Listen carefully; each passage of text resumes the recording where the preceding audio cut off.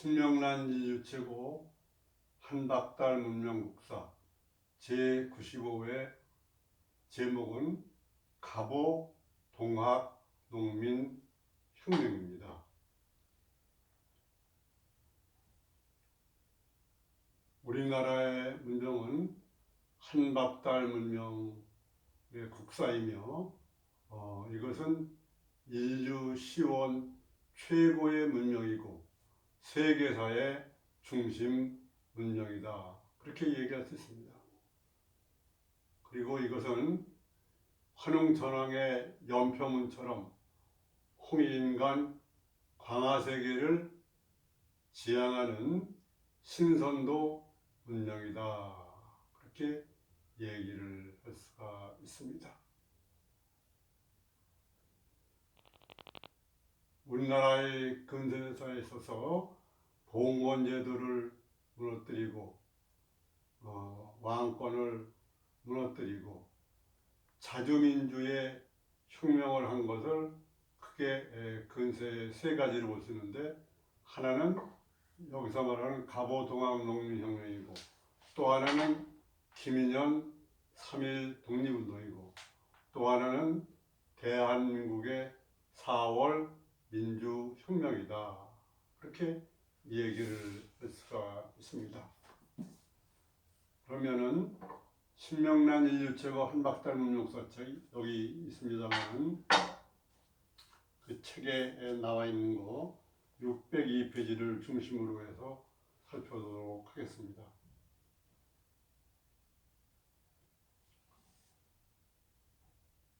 민족국가 반만년을 이어온 우리나라의 역사는 태조 이성계가 세운 그 조선조 건국 이래 여러 가지 많은 일이 있었습니다. 그 가운데 여러 가지 그 난이 있었는데, 조선 초기에는 이시의 난이 있었고, 그 후에 가면서 임진왜란, 그 다음에 병자호란 같은 외난이 겹쳤고, 그 후에 정여립의 난, 홍길동 장길산 임꺽정의 난, 홍종의 난, 여러 가지 그 난이 일어나가지고 국민들의, 백성들의 저항운동이 일어났습니다.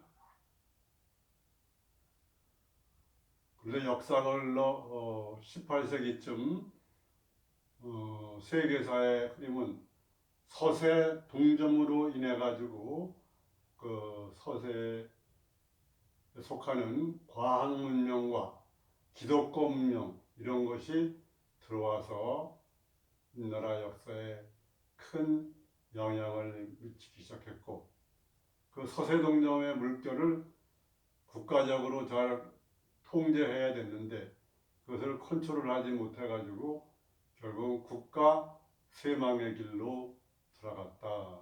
그렇게 말할 수 있습니다. 서구 중심의 사상이 이렇게 몰려오자 우리나라 안에서는 자주적인 민족 종교로 동학이라고 하는 천도교, 또 왕검 단군을 모시는 대종교, 증산 강일선 선생의 증산교, 또 그에 이어지는 그 일제시대 700만 그 교도를 확보한 보천교로서 독립운동에 많은 영향을 끼쳤고, 그 다음에 소대산 박준민 선생이 만든 원불교 이런 것이 태어나기도 했습니다. 19세기에 들어서 1860년대에 프랑스와 미국이 우리나라에 와서 소란을 일으킨 병인양요, 신미양요가 있었고, 1876년에는 일본이 쳐들어오다시피 접근해 와가지고 그 강화도 조약, 불평등 조약을 맺어서 차츰 그것이 일본 침략의 그런 시작이 됐던 것이다. 이렇게 말할 수 있습니다. 이때쯤인 1876년은 우리나라의 그 상해 임시정부를 끝까지 이끌었던 백범 김구 선생이 태어난 해고, 그 전해인 1875년에는 백범 선생이 형님이라고 불렀던 우삼 이승만 박사, 우리나라 대한민국 초대 대통령이 태어나신 해기도 합니다.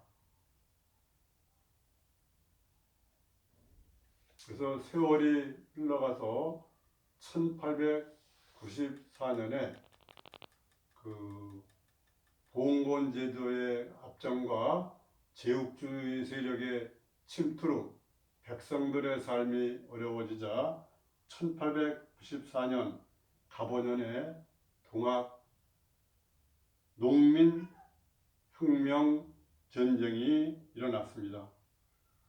동학농민혁명, 동학농민전쟁, 갑오농민전쟁 또는 동학난이라고도 그렇게 부르는데, 이것은 국정이 부정부패에 휩싸이고 자주정신이 부족해서 외부 세력이 침투해 들어와 반봉건 반제국주의 운동으로 그러한 농민들이 일어나서 동학 농민전쟁, 혁명이 일어났습니다.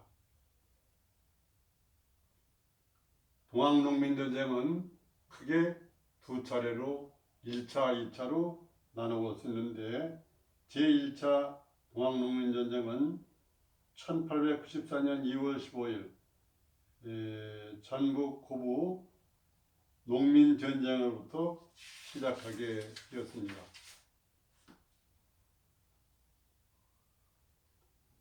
전라북도 고부군수 조병갑이 강제 수탈과 강제적인 칼치를 할 때 동학 접주 녹두 장군이라고 그러죠.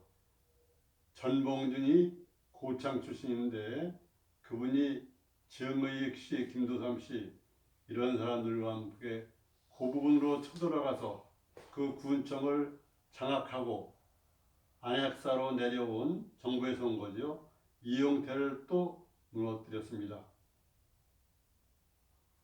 녹두 장군 전봉준과 손화중, 김계남 이런 분들이 보국 안민을 내세우고 궁극적으로 서울에 있는 권기를 제거하여 전제 왕정을 무너뜨리는 거죠. 1만 3천 명이 무장봉기를 시작한 겁니다.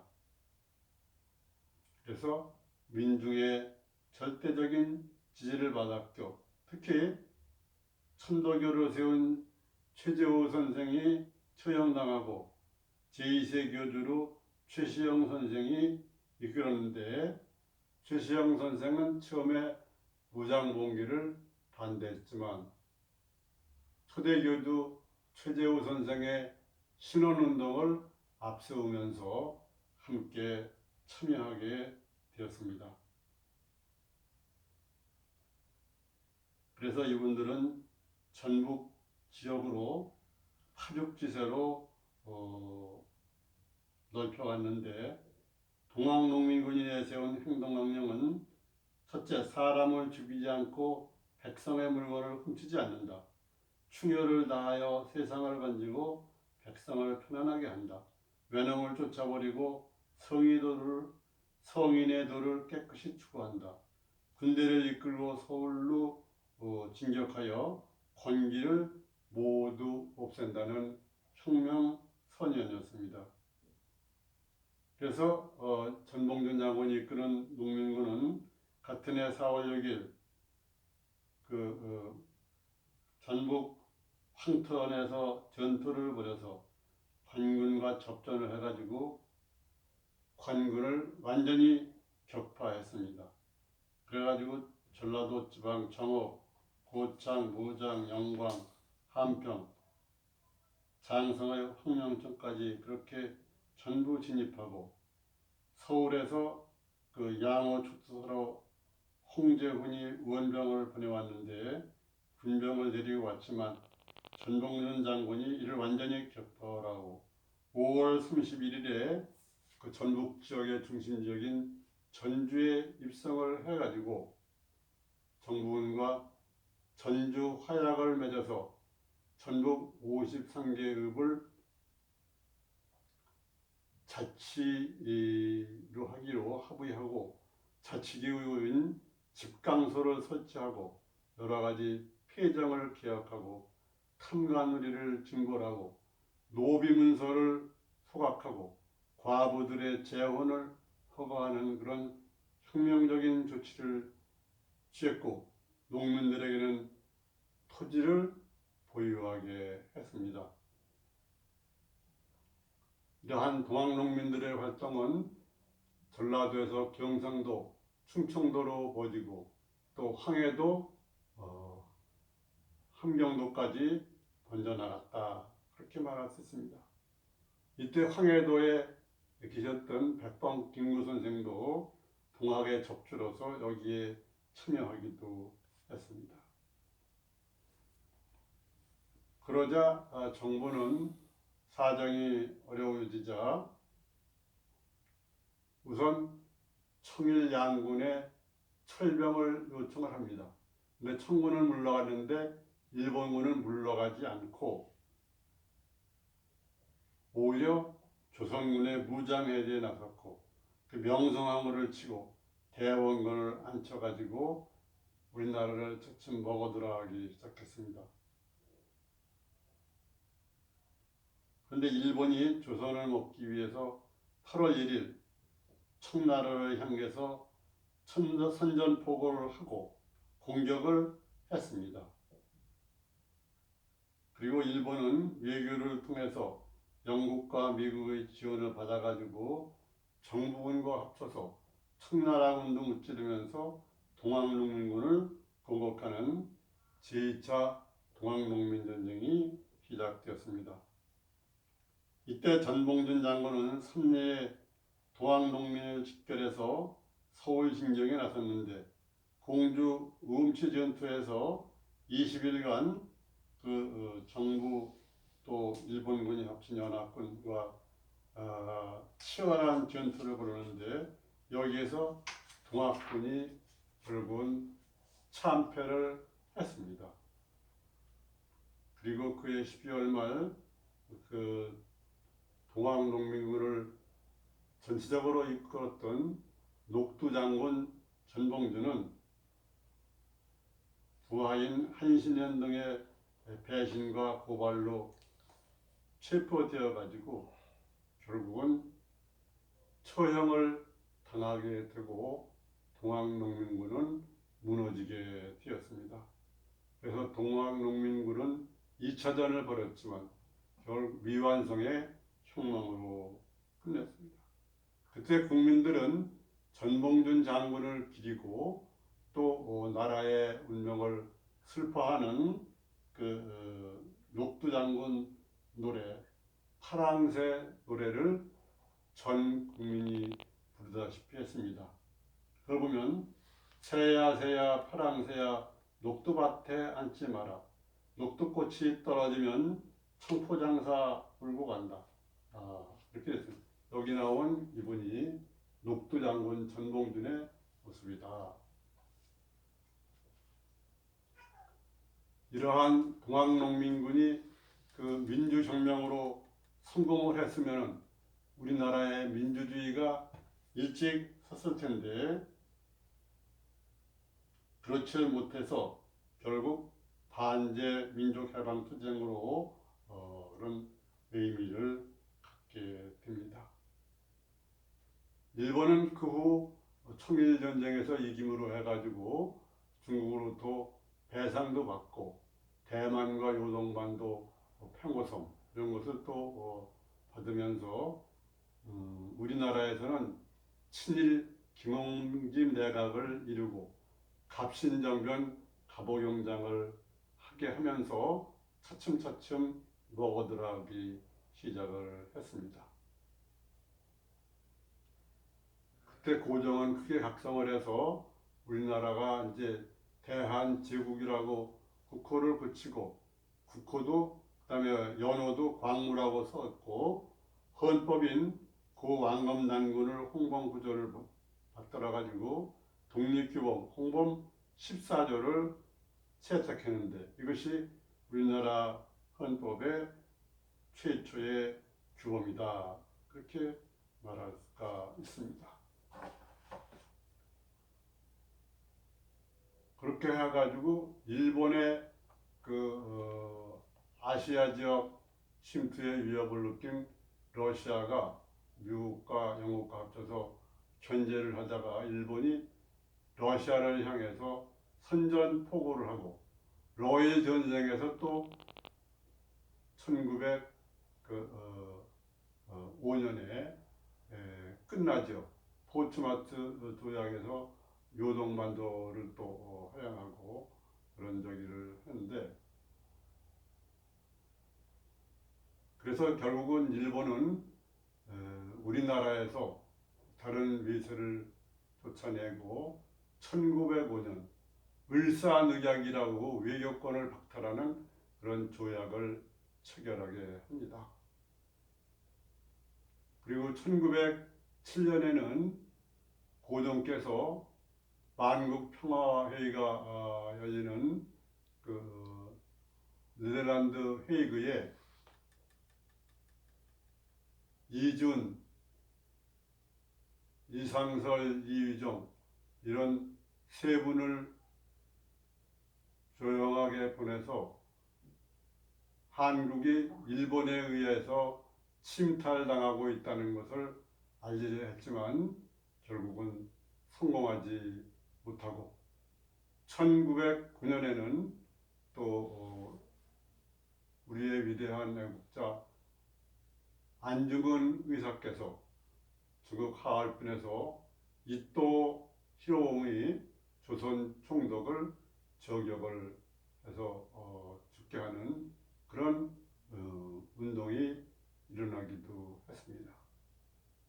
그렇지만 결국은 1910년 한일 합방으로 세계에서 가장 시원 문명이고 깊은 내용의 그러한 문화 창조력을 가진 우리 나라가 처음으로 나라를 잃어버리는 일제 강점기에 들어가서 36년간 우리 민족의 국민들이 고생하라는 그런 결과가 됐죠. 결국 1945년 제2차 세계대전이 끝남과 동시에 우리나라가 해방은 됐지만 다만 그 해방 전에 임시정부 주석 김구 선생께서는 여러 가지 앞으로 생각해서 미국과 중국과 의논해 가지고 일본을 향한 독립군을 만들어서 한반도에 진격하려는 것을 진행하는데 예상 밖으로 8.15가 일찍 다가왔습니다. 그때 김구 선생께서는 아차했죠. 시기적으로요. 그래서 대한민국 임시정부가 정부 단위로 교육하지 못하고 남북을 진주한 미소의 영향으로 개인 자격으로 들어가게 되고 결국 미소 제국주의에서 남북이 38선으로 분단이 됐고 그 후 한국전쟁이라는 6.25 사변을 겪으면서 북은 북대로 남은 남쪽대로 이렇게 살아가면서 아직도 통일을 못하고 있습니다. 이제 세계는 선천 상국 문명이 지나가면서 인류의 많은 희생을 가져오게 되는데 그 후의 세계는 후천 상생 사상이어서 김탄호 대선자께서는 동북간부인 우리나라 민족이 세계를 리드할 거라고 그렇게 얘기를 합니다. 그렇게 하기 위해선 우리들이 모두 국사 침해 상태를 벗어나서 국사 자주의식과 민족혼을 불러일으키고 우리의 문화 창조력을 키우고 부국강병의 정책으로 국민들이 오손도손 살 수 있는 그런 세계를 차츰 만들어 가야 될 것 같습니다. 시청자 여러분, 감사합니다.